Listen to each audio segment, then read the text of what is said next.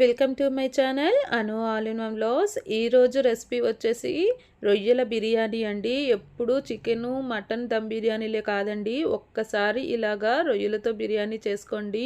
చాలా అంటే చాలా బాగుంటుంది. అసలు రొయ్యలు ఎక్కడ మాడిపోకుండా, రైస్ కూడా చాలా పొడి పొడిగా ఉంటే ఈ రొయ్యల బిర్యానీ అనేది చాలా సింపుల్గా చేసుకోవచ్చండి. నేను చేసే విధానంలో చేయండి, చాలా టేస్టీగా ఉంటుందన్నమాట.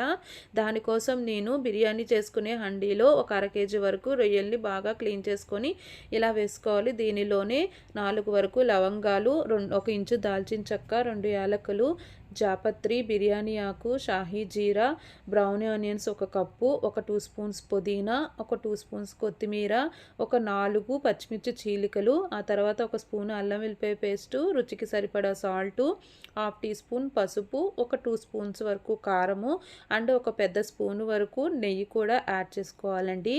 ఇప్పుడు వీటన్నిటిని చక్కగా రొయ్యలకు పట్టేటట్టు కలుపుకోవాలన్నమాట.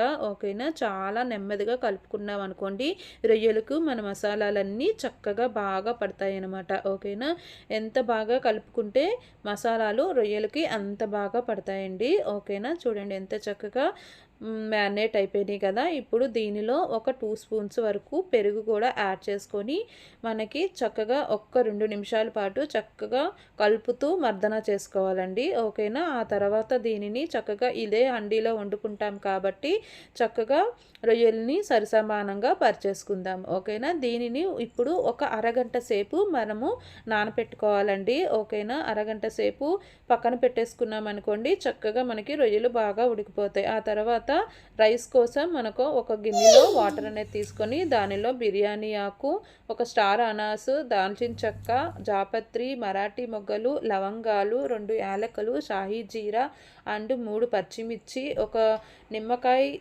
చెక్క అనేది రసం అనేది వేసుకుంటున్నానండి. రైస్ అనేది చక్కగా తెల్లగా వస్తుంది. అండ్ కొంచెం ఆయిల్ కూడా వేసుకొని రుచికి సరిపడా సాల్ట్, 1 స్పూను అల్లం వెల్లిపాయ పేస్ట్ వేసుకొని ఎసరు అనేది చక్కగా మరిగిపోవాలండి. ఇప్పుడు దీనిలో 2 గ్లాసుల వరకు బియ్యాన్ని అరగంట సేపు నానబెట్టుకొని పక్కన పెట్టుకుని వేసుకోవాలన్నమాట. ఓకేనా, ఇప్పుడు ఈ రైస్ని చక్కగా ఒక 80% వరకు ఉడికించుకోవాలండి. ఓకేనా, 80% ఉడకడం అంటే మనము ఇలా మెతుకు నోట్లో వేసుకోగానే తెలిసిపోతుంది అనమాట. జస్ట్ కొంచెం పలుకు ఉండి రైస్ ఉడికిపోవాలి. అప్పుడు ఆ రైస్ని ఇలాగా మనము రొయ్యల మీద వేసేసుకుందామండి. ఓకేనా, చూసారా, ఇలాగా ఫ్రాన్స్ మీద చక్కగా రైస్ అనేది వేసేసుకొని దీని మీద ముందుగా మనము వేయించి పెట్టుకున్న ఫ్రైడ్ ఆనియన్స్ కూడా యాడ్ చేసేసుకుందాము. ఓకేనా, ఇలాగా ఫ్రైడ్ ఆనియన్స్ వేసుకున్న తర్వాత 1 స్పూను వరకు నెయ్యి అనేది వేసుకోవాలండి.